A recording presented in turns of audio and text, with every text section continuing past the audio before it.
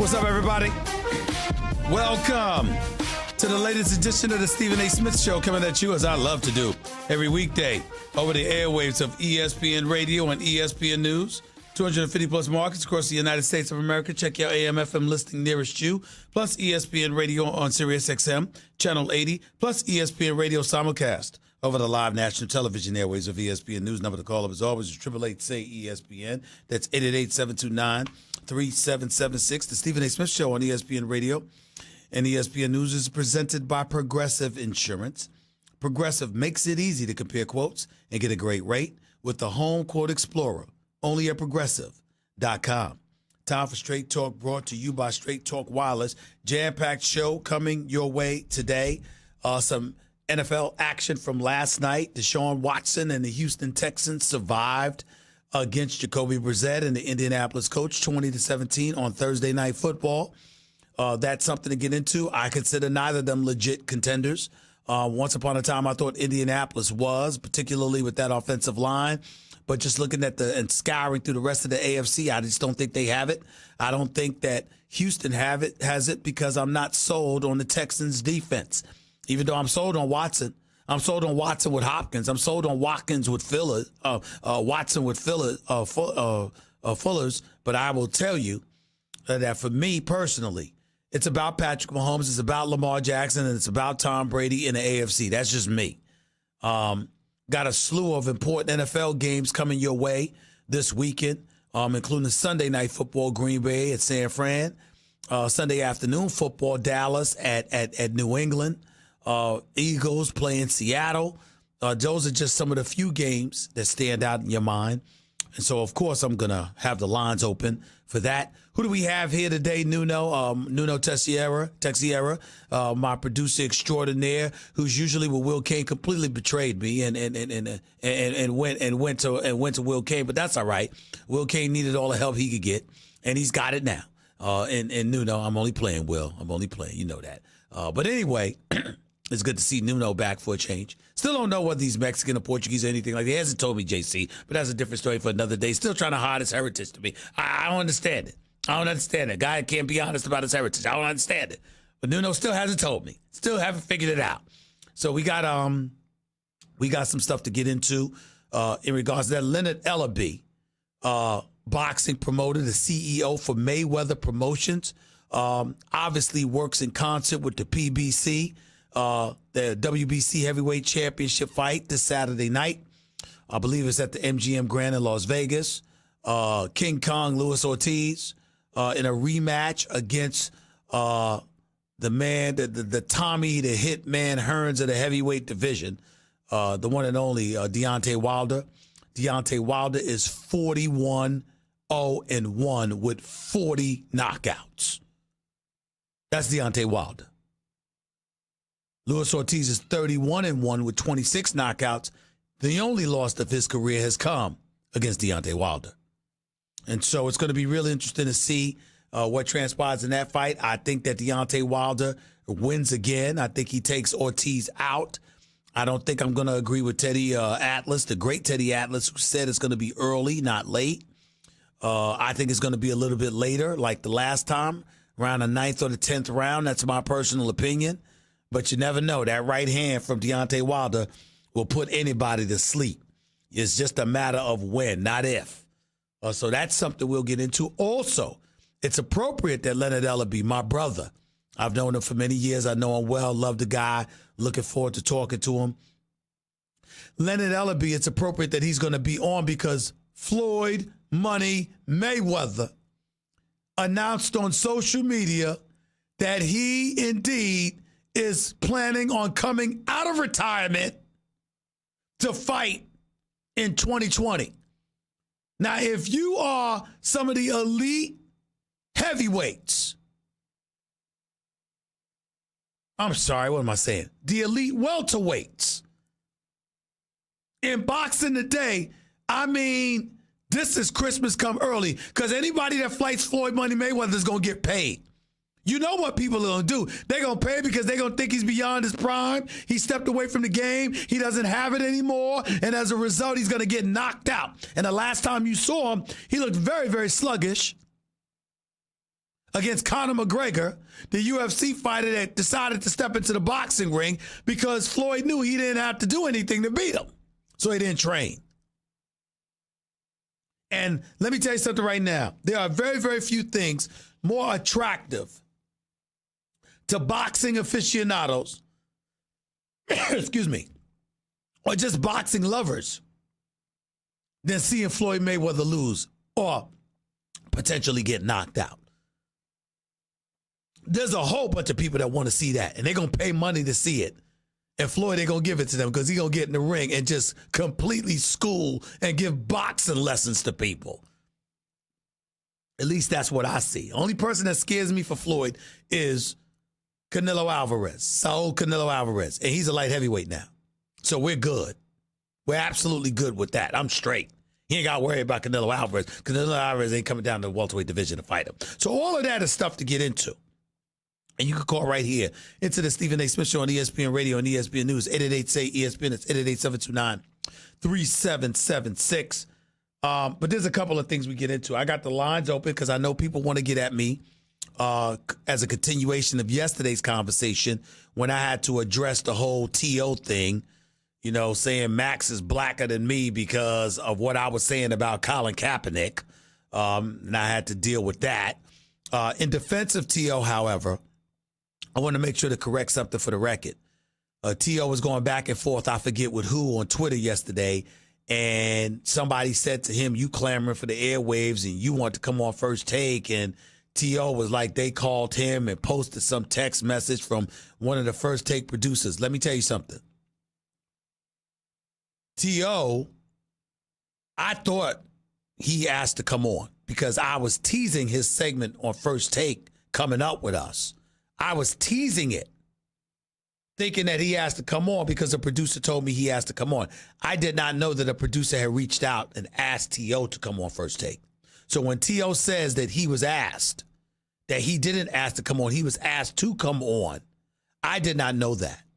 So let me make sure for the record, so he doesn't think anybody's lying on him. If he says a producer called him, then that's what happened.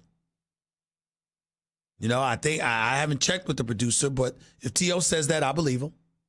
I was just teasing his appearance on the show, and I was told that he had asked to come on. That's all with all that mishap came. Now, before I get into that, revisiting that, which I will, because nobody's hiding, I wanted to get into this Myles Garrett situation involving the Cleveland Browns and, you know, what happened last Thursday night when he ripped off Mason Rudolph's helmet. Ultimately threw a haymaker with the helmet at Mason Rudolph, connected with Mason Rudolph's head, but didn't do any damage before he was taken to the ground by DeCastro, an offensive lineman for the Pittsburgh Steelers, and then Marquise Pouncey started pouncing on him, hitting him and kicking him, and he kicked him once and hit through numerous punches at them once he saw his quarterback get hit in the head with a helmet. For the record, his appeal was heard yesterday along with various others. Marquise Pouncey had his suspension reduced from 3 games to 2. I like that. That guy that pushed, who was the guy that pushed what's his name? That pushed Mason Rudolph in the back. Nuno, are you going to talk to me? Talk to me, Nuno. Let me know when. Ogunjobi, I believe.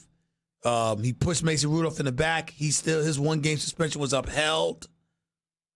Myles Garrett, Ogunjobi is his name.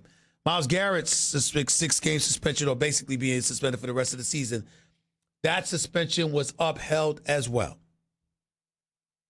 I have no problem with any of those decisions. I thought Pouncey's suspension should have been reduced. I thought Ogunjobi should have been suspended for a game. I personally believe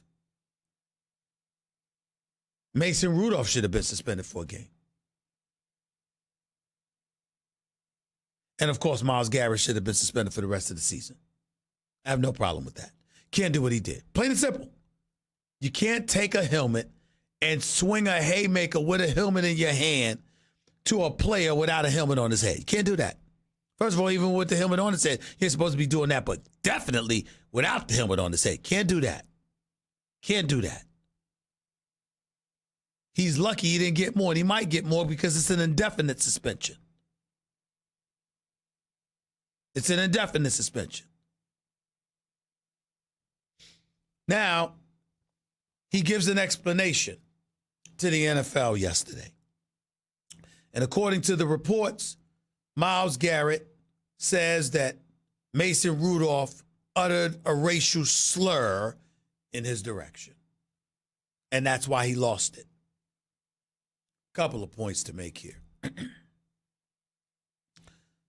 Myles Garrett, in his defense, said that he thought that with the appeal situation, that it would be kept quiet and it was not something that was going to be disseminated to the public. So he was privately telling the NFL that that's not something he meant to tell publicly. Mason Rudolph's attorney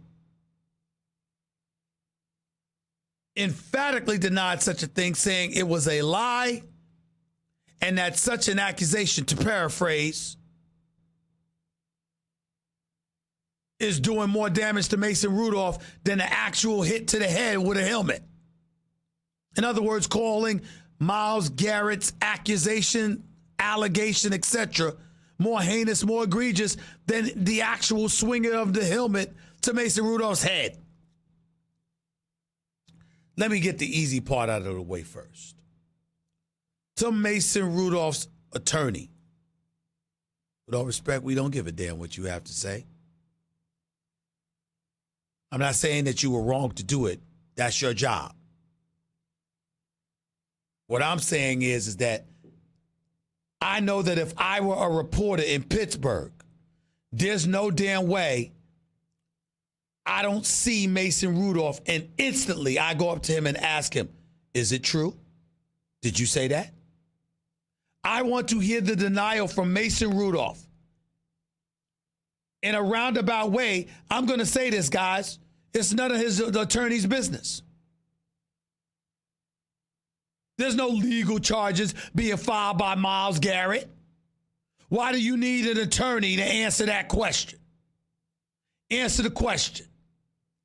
And I'm not saying for 1 second I believe that Mason Rudolph did that. What I'm saying is that is for him to deny. That is not for his attorney to deny. Why do you need an attorney to deny that you made a racial epithet at another player? You can't do that?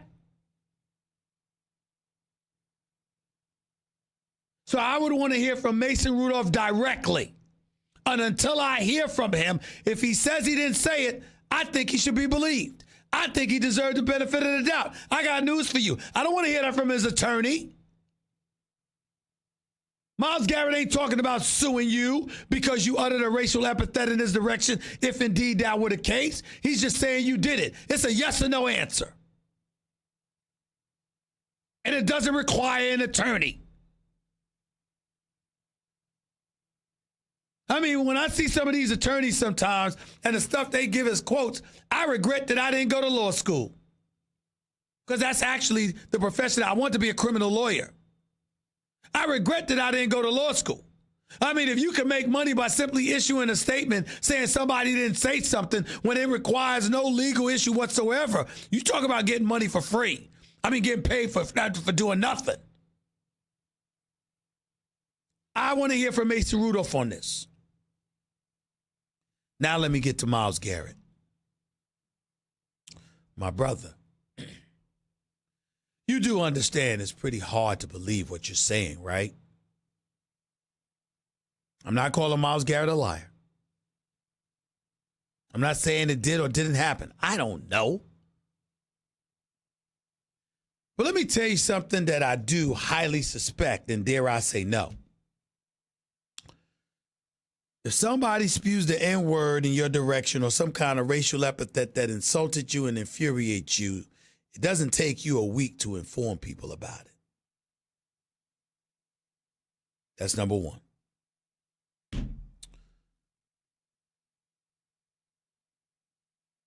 Number two, there's a microphone there were microphones in front of your face in the immediate aftermath of the fight. You seemed very composed, calm, and cool, and focused on what you cost your team. That might be provocation to address things in the fashion that you did and not tell everybody, but nobody. I'm talking about in the media. You know, we could talk about the players all we want to. Emanating from that locker room, he's telling the players such and such a thing. You don't know anybody in the media, a reporter on television, a reporter on radio, talk radio. I know a few brothers in Cleveland that do an outstanding job on sports talk radio. Couldn't have told one of them? Couldn't have told one of the beat writers in the newspaper industry covering you? Couldn't have told somebody with a camera? I mean, if the dude spewed a racial epithet and you lost it, you trying to tell me you holding on to that for a week?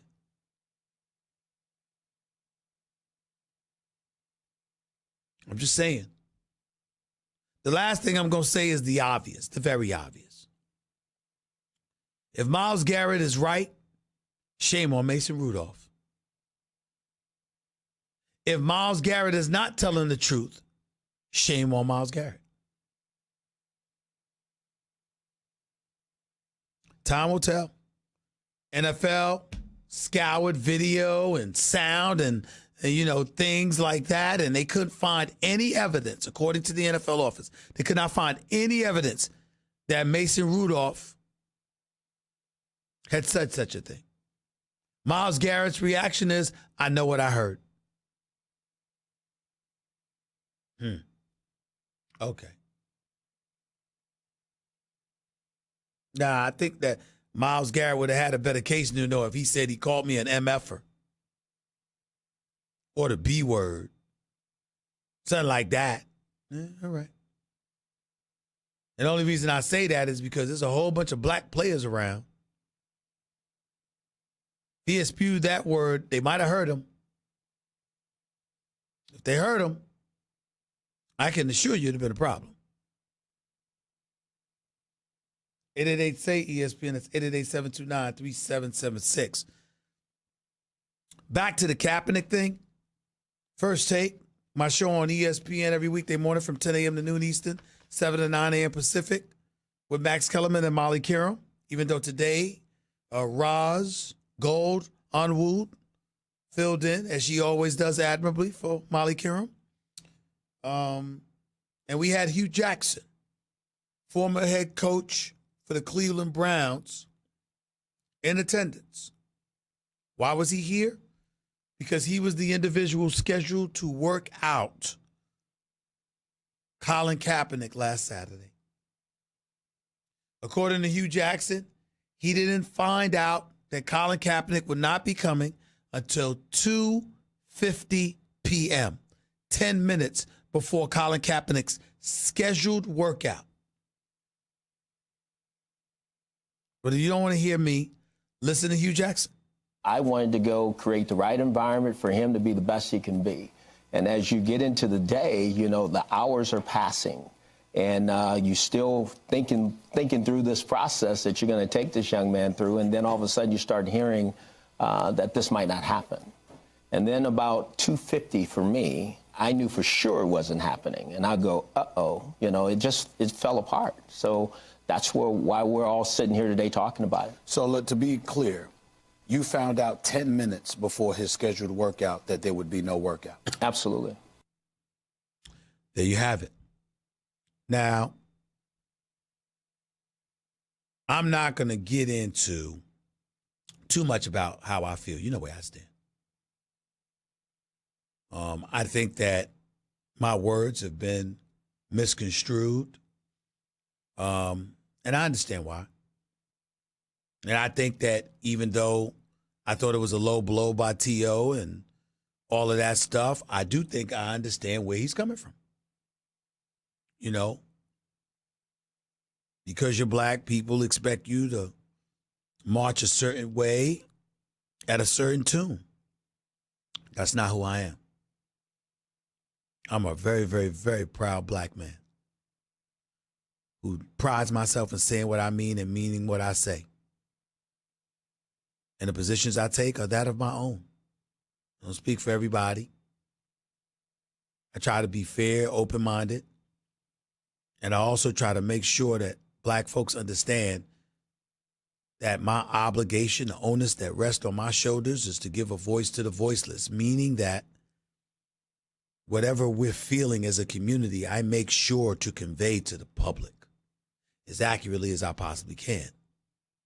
But that does not mean that I'm obligated to share those feelings.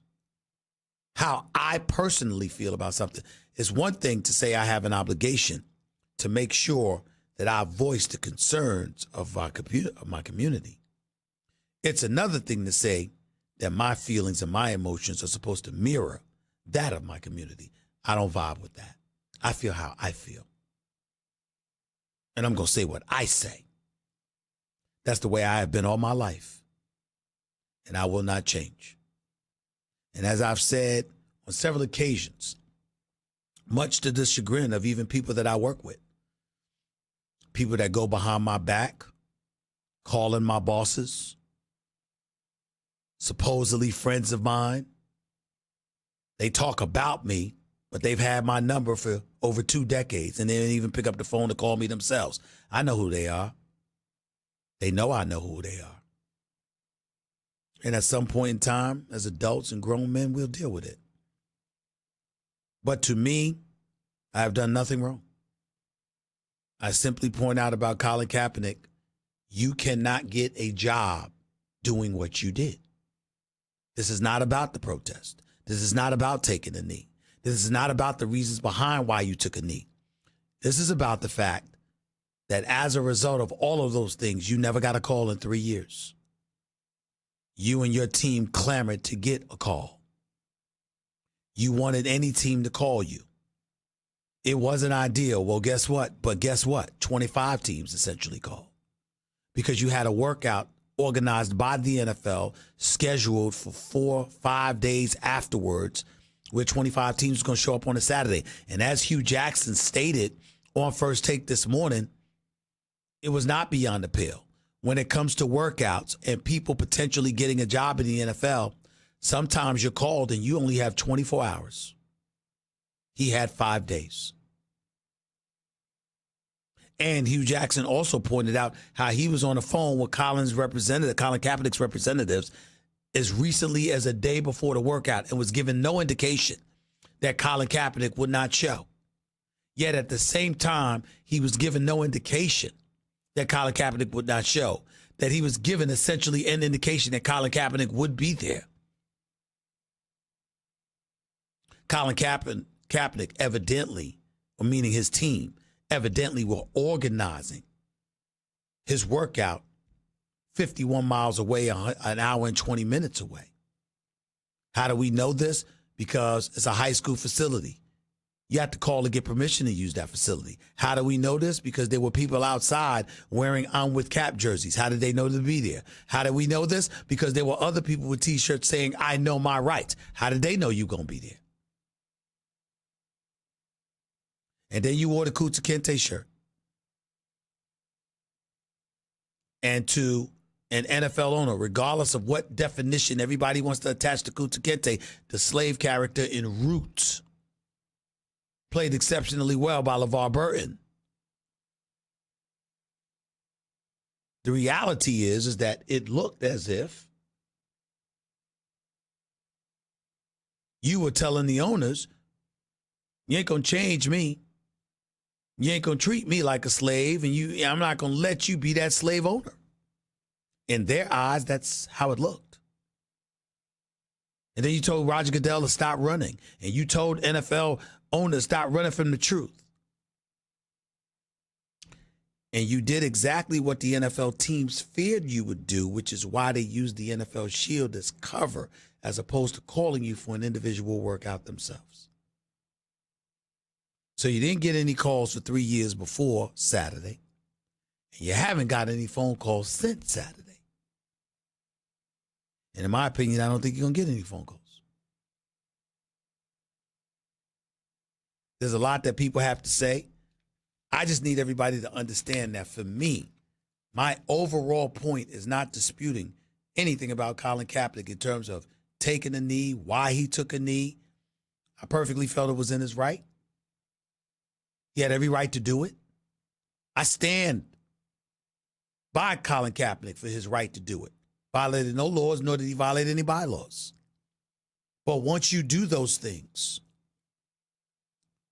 and then you file a grievance against the league, and you win a settlement, or you reach a settlement that garners you funds from that agreement, rarely, if ever, does a person go back to the same employer they swore aggrieved them, looking for a job back in that place. Colin Kaepernick did that. The NFL still granted the opportunity for the workout. And then he handled it the way that he handled it.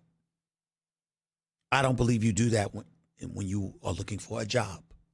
I think that's delusional. And I think as a result, Colin Kaepernick's career in the NFL is over. Hugh Jackson does not believe that. I do. That is where we are. And that is where I will stay until I see evidence to the contrary.